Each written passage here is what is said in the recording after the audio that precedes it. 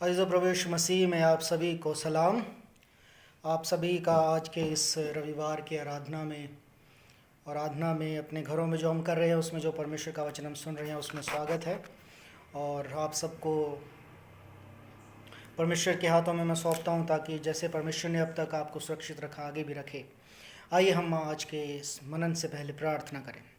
परमेश्वर पिता, हम धन्यवाद के साथ आपके चरणों में आते हैं इस सुंदर समय के लिए, जबकि हम इस तकनीकी माध्यम से तेरे वचन को सुनते हैं, मनन करते हैं। हमारे हृदयों को तैयार कर ताकि हम इस वचन को तेरी इच्छा के अनुसार अपने हृदयों में ग्रहण करें और उसके अनुसार फलवंत हो सके। प्रभु, हम में से हर एक के साथ बोल और बातचीत कर, प्रभु यीशु मसीह के नाम से मांगते हैं, आमीन। और ये जो आज के संदेश के लिए, मनन के लिए जो भाग मैंने पवित्र शास्त्र में से लिया है वो है मरकुस रचित सुसमाचार, उसका 4 अध्याय, उसका 1 से 10 पद। मरकुस रचित सुसमाचार 4 अध्याय, उसका 1 से 10 पद। यहाँ इस प्रकार से लिखा है, वो फिर झील के किनारे उपदेश देने लगा और एक ऐसी बड़ी भीड़ उसके पास इकट्ठा हो गई कि वो झील में एक नाव पर चढ़कर बैठ गया और सारी भीड़ भूमि पर झील के किनारे खड़ी रही। और उन्हें दृष्टांतों में बहुत सी बातें सिखाने लगा और अपने अपने उपदेश में उनसे कहा, सुनो, देखो, एक बोने वाला बीज बोने के लिए निकला और बोते समय कुछ तो मार्ग के किनारे गिरा और पक्षियों ने आकर उसे चुग लिया, और कुछ पथरीली भूमि पर गिरा जहाँ उसको बहुत मिट्टी ना मिली, और गहरी मिट्टी ना मिलने के कारण जल्द उग गया, और जब सूर्य निकला तो जल गया और जड़ ना पकड़ने के कारण सूख गया। और कुछ तो झाड़ियों में गिरा और झाड़ियों ने बढ़कर उसे दबा लिया और वह फिर फल ना लाया। परंतु कुछ अच्छी भूमि पर गिरा और वो उगा और बढ़कर फलवंत हुआ, और कोई 30 गुना, कोई 60 गुना और कोई 100 गुना फल लाया। और उसने कहा, जिसके पास सुनने के लिए कान हो वो सुन ले। परमेश्वर के इन वचनों के पढ़े और सुन जाने में सबको आशीष मिले, आमीन। अजीज़ों, हम परमेश्वर धन्यवाद करते हैं आज के इस दिन के लिए, विशेषकर से उसके वचन के लिए जिस पर हम मनन करके अपने जीवन में प्रकाशन और गाइडेंस पा सकते हैं। आज के इस मनन के लिए जो भाग मरकुस 4 उसके 1 से 10 पद से पढ़ा, इस पर हम बहुत बार संदेश सुन चुके हैं और हम बहुत बार अपने व्यक्तिगत अध्ययन में भी इस भाग पर मनन करते हैं। लेकिन आज जिस बात को, जब मैंने इस भाग को पढ़ा, जो बात मेरे जहन में आई, जिस पर मैंने चाहा कि मैं आप लोगों को ये बता सकूं, वो है 8वें पद की बात। परंतु कुछ अच्छी भूमि पर गिरा और वो उगा और बढ़कर फलवंत हुआ, कोई 30 गुना, कोई 60 गुना और कोई 100 गुना फल लाया। यहाँ पर 3 प्रकार से फलों को बताया गया है, 30 गुना, 60 गुना और 100 गुना। कोई 30 गुना फल लाता है, कोई 60 गुना, कोई 100 गुना। तो आज हम इस बात पर मनन करें कि कैसे हम अपने जीवन को, अपने हृदय को एक अच्छी भूमि बनाए रखते हुए परमेश्वर में फलवंत हो सकते हैं। कि हम अपने हृदय को, अपने जीवन को ऐसे एक अच्छी भूमि जिसमें परमेश्वर का वचन बोया जाए तो वो 60, 30 और 100 गुना या फिर 100 गुना ही फल लाए, है ना। यहाँ पे 30 और 60 गुना फल की बात की गई। अगर हम अपने जीवन में देखते हैं तो बहुत सारे लोग संदेश को सुनते हैं, लेकिन हर कोई संदेश को अलग अलग तरीके से ग्रहण करता है। कोई सुनकर, एक कान से सुनकर दूसरे से निकाल देता है, कोई सुनकर उस पर मनन करता है, कोई सुनकर उसको अपने जीवन में अपनाता है, कोई सुनकर इतना उसके वचन को सुनकर कायल हो जाता है कि उसका जीवन बदल जाता है। परमेश्वर के वचन का हर एक व्यक्ति पर अलग अलग असर होता है। परमेश्वर के वचन का हर एक के जीवन में, हर एक के हृदय में अलग अलग असर होता है, और वही असर जो है 30, 60 और 100 गुना फल लाने के रूप में हमारे जीवन से प्रकट होता है। वही असर, उसको ग्रहण करना, उसके जीवन, वो वचन हमारे जीवन में किस प्रकार से असर किया है, 30, 60, 100 गुना फल लाने के रूप में प्रकट होता है। अगर हम एक घर में देखें, एक घर में यदि 2 बच्चे हैं तो दोनों का जीवन एक ही माहौल में, एक ही माँ बाप के परवरिश में बढ़ता है, लेकिन एक इस तरफ चला जाता है, एक दूसरे रास्ते चला जाता है। या अगर हम परमेश्वर के वचन के अनुसार देखें, एक ही परिवार में यदि 2 बच्चे बढ़ते हैं तो अक्सर एक बच्चा जो है गलत राह पे चला जाता है, या दोनों बच्चे अच्छी राह पे चले तो अच्छी बात, लेकिन दूसरा बच्चा जो है वो अच्छी राह पे चला जाता है। मतलब हर एक का जीवन एक परिवार में होने के बावजूद भी अलग अलग रास्ते पर चलने वाला होता है, लेकिन परमेश्वर के वचन के साथ ऐसा नहीं होना चाहिए। और जो परमेश्वर का वचन जो बीज है वो अच्छा बीज जो हमारे जीवन में बोया जाता है। यहाँ पर बीज बोने वाले के बीज में कोई समस्या नहीं है। मरकुस 4 में समस्या है ज़मीन में, भूमि में, जहाँ पर वो बोया जाता है, उस भूमि के आसपास की चीज़ों में जहाँ पर वो जड़ पकड़कर फलवंत होने के लिए बढ़ता है। तो परमेश्वर के वचन से मैं तीन चीज़ें मैं आपको बताना चाहूँगा कि किस प्रकार से हम अपने हृदय को, अपने जीवन को ऐसा सुरक्षित स्थान बना सकते हैं कि परमेश्वर का वचन जो है वो जड़ पकड़े, बढ़ता जाए और फलवंत हो। पहली बात है डेवलप डीप रूट्स। हम अपने जीवन में परमेश्वर के वचन को जब वो बोया जाता है उनको मजबूती से पकड़ने वाली ज़मीन बने। मरकुस उसके 4 अध्याय उसके 16-17 पद में लिखा है, और वैसे ही जो पथरीली भूमि पर बोए जाते हैं वे हैं जो वचन को सुनकर तुरंत आनंद से ग्रहण कर लेते हैं, परंतु अपने भीतर जड़ न रखने के कारण वे थोड़ी दिनों के लिए रहते हैं। इसके बाद जब वचन के कारण पर क्लेश या उपद्रव होता है तो वे तुरंत ठोकर खाते हैं। Let's develop deep roots. जब परमेश्वर का वचन हमारे जीवनों में बोया जाता है तो गहराई से जड़ पकड़ सके। Let word of God allow to be a part of our life, to go so much deeper into our hearts that it may have deep roots. अगर ऐसा होगा तो परमेश्वर के वचन को बढ़ने से कोई भी नहीं रोक सकता है ना। अक्सर हमारे हृदय में, हमारा जो हृदय है वो जब परमेश्वर का वचन वो ग्रहण करता है, वो ऊपर ऊपर से वचन को ग्रहण करता है, जिसके कारण से जड़ें मजबूती से हृदय में नहीं जा पाती, जिस वजह से परमेश्वर का वचन फलवंत नहीं हो पाता।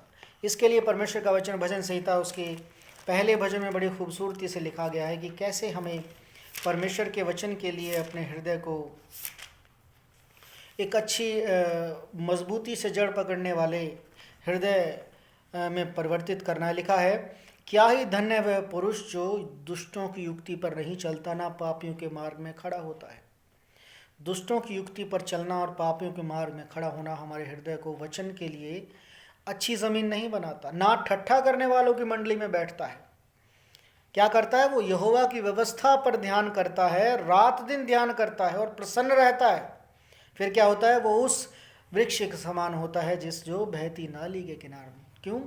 क्योंकि वो परमेश्वर की व्यवस्था से प्रसन्न होकर अपने हृदय को ऐसी मिट्टी के रूप में बनाता है कि परमेश्वर का वचन उसमें जड़ कर पाता है। तो अजीज़ों, पहली बात है, हमें अपने हृदय को ऐसा बनाना है कि जब परमेश्वर का वचन हमारे जीवनों में बोया जाता है, वो जड़ पकड़ने के लिए हमारा हृदय उनको मजबूती से जड़ पकड़ने का स्थान दे सके। दूसरी बात है जो मरकुस उसके 4 अध्याय उसके 15 पद में हम पढ़ते हैं, जो मार्ग के किनारे हैं जहाँ वचन बोया जाता है, ये वे हैं कि जब उन्होंने सुना तो शैतान तुरंत उन वचनों को आकर उनमें बोया गया था उठा ले जाता है। हमें उस वचन की जो हमारे जीवन में बोया जाता है उसकी सुरक्षा करनी है।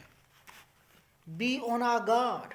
हमें परमेश्वर के वचन को संभाल कर रखना है। हमें उस वचन को जो हमने ग्रहण किया उसके प्रति लापरवाह नहीं हो जाना, कि जहाँ हम लापरवाह हुए वहीं परमेश्वर का वचन जो है शैतान हमारे जीवनों से उठाकर ले जाता है। पहला पत्रस उसका 5 अध्याय उसके 8 पद में लिखा है, सचेत हो और जागते रहो हो, क्योंकि तुम्हारा विरोधी शैतान गर्जने वाले सिंह की नाई इस खोज में रहता है कि इसको फाड़ खाए। मतलब जो वचन हमारे जीवनों में बोया गया है उसको बढ़ने से, उसको जड़ पकड़ने से पहले ही उठा ले। सचेत रहो और जागते रहो। इफिसियों की पत्री में बड़ा अच्छा लिखा है कि हमारा मलयुद्ध आत्मिक शक्तियों से है। We are in a war. हम एक युद्ध के बीच में हैं और उस युद्ध में परमेश्वर का वचन हमें किस प्रकार से संभाल कर रखना है वो हमारी जिम्मेवारी है।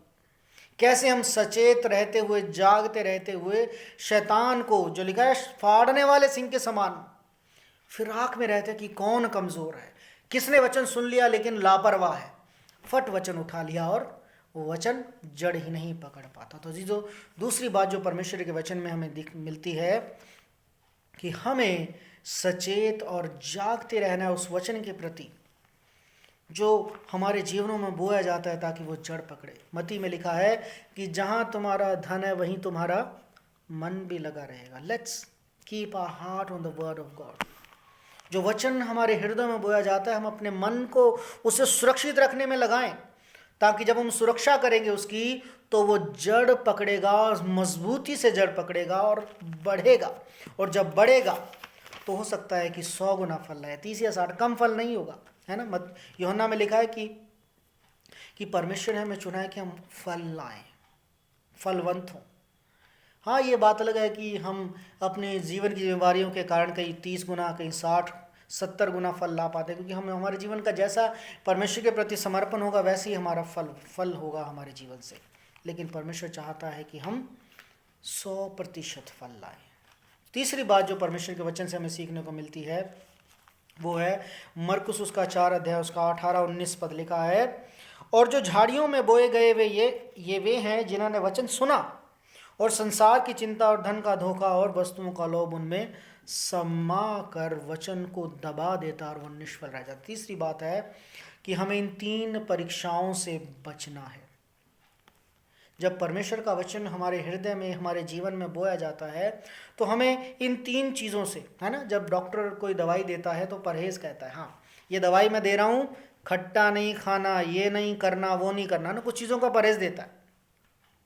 और जब हम परहेज को मानते हैं तो वो जो हीलिंग है वो जल्दी होती है। ऐसे ही परमेश्वर के वचन में जब परमेश्वर का वचन हमारे जीवनों में बोया जाता है तो ये 3 चीज़ों का परहेज हमें बताया गया कि इन परीक्षाओं से हमें बचना है, ताकि परमेश्वर का वचन गहराई से, मजबूती से जड़ पकड़ के बढ़े।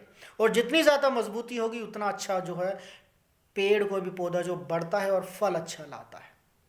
लिखा है चिंता, संसार की चिंता, धन का धोखा और वस्तुओं का लोभ। तो अजीजों, हमें इन 3 परीक्षाओं से बचना है। लिखा है संसार की चिंता हमें परमेश्वर के वचन में फलवंत होने से रोकती है, धन का धोखा हमें परमेश्वर के वचन में फलवंत होने से रोकता है, और वस्तुओं का लोभ, अन्य चीज़ों का लोभ जो हमारे लिए ज़रूरी नहीं है, वो भी हमें परमेश्वर के वचन को जड़ पकड़ने से और परमेश्वर में फलवंत होने से रोकता है। तो अजीजों, इन 3 बातों को हम अपने जीवन में ध्यान रखें कि कैसे हम परमेश्वर के वचन को अपने हृदय में जड़ पकड़ने के लिए सुरक्षित रखे हुए हैं, कैसे हम सचेत और जागते रहते हुए अपने जीवन में परमेश्वर के वचन की रक्षा कर रहे हैं, ताकि शैतान उसे चुरा ना ले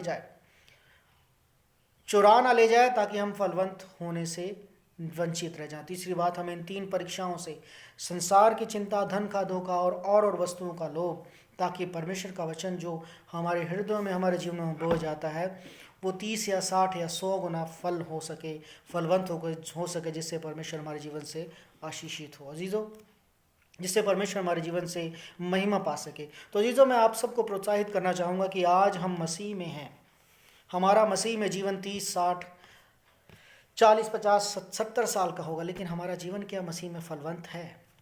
और हम अपने जीवन में मसीह में किस प्रकार से फलवंत हुए उसे इस प्रकार से देख सकते हैं कि हमने अपने जीवन में काम करते हुए अपनी पोजीशन पे परमेश्वर को कितनी महिमा दी है।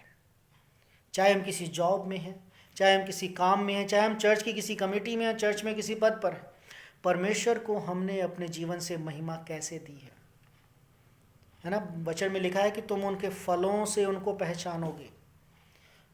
ये मत सोचिए कि लोग हमें पहचान नहीं रहे हैं, हमारे फल। लिखा है कि अच्छा भला मनुष्य अपने जीवन से भली बातें निकालता है और बुरा मनुष्य अपने जीवन के भंडार से बुरी बातें निकालता है। हमारा जीवन जैसा भी है वो वैसा ही फल ला रहा है, लेकिन क्या कभी हमने सोचा हम कैसा फल ला रहे हैं? अपने काम के स्थान पर, अपने जीवन में, अपने परिवार में, अपनी कलीसिया में हमारे फल कैसे हैं? लोग पहचान रहे हैं हमें, हो सकता है वो हमारे सामने बोल ना रहे हों, लेकिन लोग पहचान रहे हैं। तो अजीज़ों, हमें बड़ी सावधानी से अपने जीवन को देखना है कि वचन जो परमेश्वर ने हमारे जीवन में बोया है जो फलवंत होगा, लेकिन हमारे हृदय की भूमि कैसी है? हमें उस अपने हृदय की भूमि को किस प्रकार से सुरक्षित रखना है ताकि परमेश्वर का वचन उसमें जड़ पकड़े मजबूती से जड़ पकड़े, बढ़ता रहे और वो फलवंत हो सके, और जिस फल को परमेश्वर हमारे जीवन से चाहता है वो हमारे जीवन में आ सके। आइए हम प्रार्थना करें। परमेश्वर पिता, धन्यवाद करते हैं तेरा वचन हमारे हृदयों में जब बोया जाता है तो हम अपने हृदयों को दीन और नम्र करें, खाली करें। संसार, दुनिया और चीज़ों की लोभ की बातें प्रभु जी उससे जड़ पकड़ने से रोक ना सके, बल्कि हम सचेत और सावधान रहते हुए अपने वचन को जो आपने हमें दिया उसको सुरक्षित रखते हुए उसमें फलवंत हो सके। प्रभु हमारी सहायता मदद कर, क्योंकि तू सच्चा चरवाहा है, तो अच्छा किसान है। तू चाहता है कि हर एक व्यक्ति, हर एक विश्वासी तुझ में फलवंत हो सके। प्रभु हमारी भी यही इच्छा है कि हम तुझ में 30, 60, 100 गुना फलवंत हो। प्रभु हमारे हृदय की सुरक्षा कर, हमें ऐसा मन दे जो प्रभु जी तेरे वचन को सहेज कर, सुरक्षित रखकर उसे बढ़ने में सहायता मदद कर, ताकि जो फल हमारे जीवन में आए उससे परमेश्वर पिता की तेरी महिमा हो सके। प्रभु हमारी सहायता मदद कर, प्रभु यीशु मसीह के नाम से मांगते हैं, आमीन। परमेश्वर आप सबको आशीष दे, परमेश्वर आप सबको सुरक्षित रखे, और परमेश्वर आप सबको परमेश्वर के वचन के अनुसार बढ़ने में और फलवंत होने में सहायता मदद करे। परमेश्वर आप सबके साथ हो, आमीन।